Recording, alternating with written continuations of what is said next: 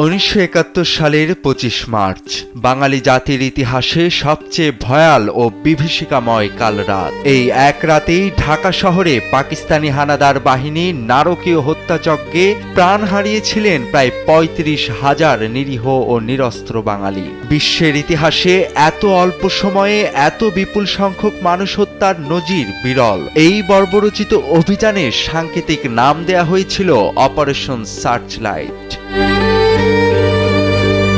সেদিন মধ্যরাতে ঘুমন্ত ঢাকাবাসীর ওপর আধুনিক অস্ত্রে সজ্জিত হয়ে ঝাঁপিয়ে পড়েছিল পাকিস্তানি সৈন্যরা।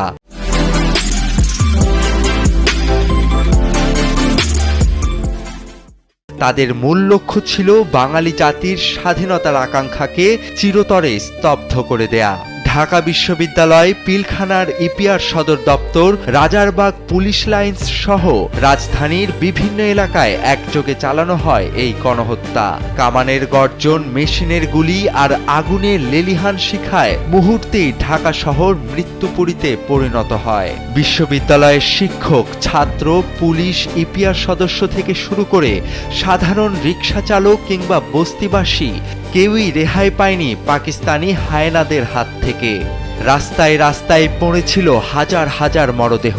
বাতাসে যখন শুধুই লাশের গন্ধ, তখন শহর জুড়ে কারফিউ জারি করে লাশগুলোকে দেয়া হয় মাটি চাপা, তৈরি করা হয় গণকবর। 25 মার্চের ভয়াবহ গণহত্যার সংবাদ বিশ্ব গণমাধ্যমে তাৎক্ষণিকভাবে ছড়িয়ে পড়েছিল। তৎকালীন সময়ে ঢাকায় অবস্থানরত বিদেশি সাংবাদিকদের বের করে দেয়া হলেও তারা বিভিন্ন উপায়ে এই নৃশংসতার খবর বিশ্ববাসীকে জানিয়েছিল। মার্কিন যুক্তরাষ্ট্রের অন্যতম প্রভাবশালী সংবাদ মাধ্যম নিউ ইয়র্ক টাইমস 1971 সালের 1 এপ্রিল এই হত্যাযজ্ঞের ভয়াবহতা তুলে ধরে।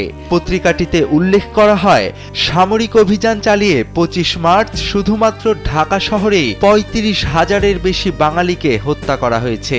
বিদেশি গণমাধ্যমের এই স্বীকৃতি প্রমাণ করে যে পাকিস্তানি বাহিনী কতটা সুপরিকল্পিত ও নির্মমভাবে এই গণহত্যা চালিয়েছিল।